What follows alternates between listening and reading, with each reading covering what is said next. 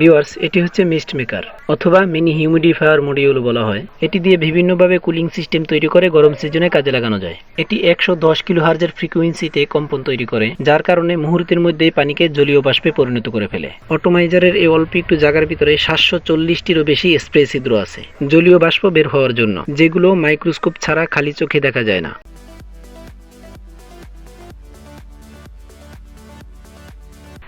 এই বাষ্পে হাত দিলে হাত ভিজবে না, তবে ঠান্ডা অনুভব হবে। তাই এটি রুমের আর্দ্রতা বাড়িয়ে টেম্পারেচারকে কমিয়ে দেয়। এটি আপনার রুমকে ঠান্ডা রাখতে সাহায্য করে। যারা ইলেকট্রনিক্স এবং টেকনোলজি নিয়ে গবেষণা করেন তাদের জন্য এটি প্রয়োজনীয় একটি মডিউল।